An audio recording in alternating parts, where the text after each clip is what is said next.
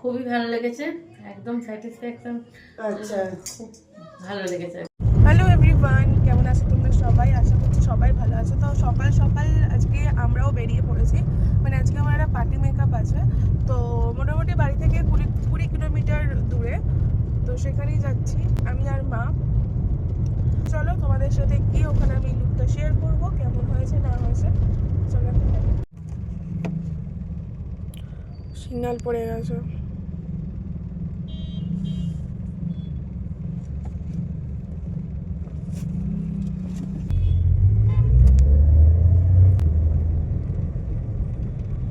এখানে আবার জ্যাম, একেই লেট হয়ে গেছে তার উপর আবার এখানে জ্যাম। ধুর, এটা বল ড্রাইভে কি বলবো।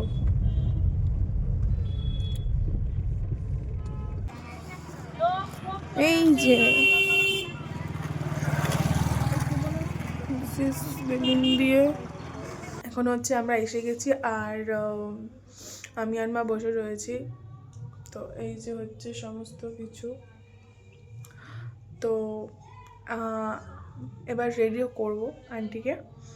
তো হ্যাঁ, তো চলো তোমাদের সাথে পুরো লুকটা শেয়ার করছি। তোমরা অনেকে শুনতেই পাচ্ছ যে ভেতরে একটা বাচ্চা কান্নাকাটি করছে। তো এই বাচ্চাটাই হচ্ছে আন্টি। আচ্ছা বলো, কি রকম ভেতরে ঢুকবে বলে এরকম কান্নাকাটি তোমার মনের করছিল। মতো করে আমাকে সাজিয়ে দাও।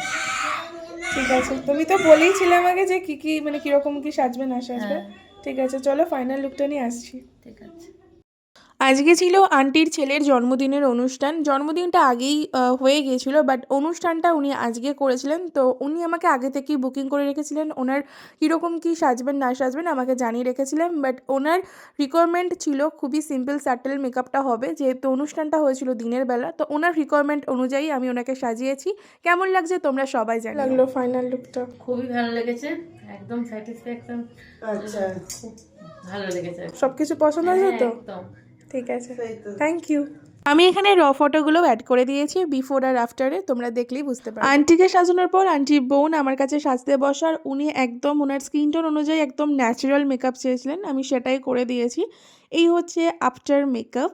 আর উনি হেয়ার স্টাইলটাও খুব সিম্পলের মধ্যে রাখতে চেয়েছিলেন, তো সেটাই করে দিয়েছি। কেমন লাগছে অবশ্যই তোমরা জানিও। আর উনি তো একদম মেকআপ পছন্দই করেন না, বা মেকআপ উনি একদম করেনই না। আর উনি তো লাইনারটাও পরতে চাননি, আমি সেটাও জোর করে পরেইছি যে হ্যাঁ পরো পরো, তোমাকে ভালো লাগে। আর এই হচ্ছে জন্মদিনের লাঞ্চের মেনু। তো তারপর এই যে এখন কেক কাটিং চলছে, আর এই যে আঙ্কেল আন্টি আর এই যে বাচ্চাটি, তো এই জায়গাটিও খুব সুন্দর করে ডেকোরেশন করা ছিল। তারপর আমাদের যেহেতু অনেকটা লেট হয়ে গেছিল, তো তারপর আমরা বেরিয়ে চলে আসি ওখান থেকে। তো সবে মাত্র বাড়ি এসেছি, আর এখন অলরেডি 6:30 বেজে গেছে।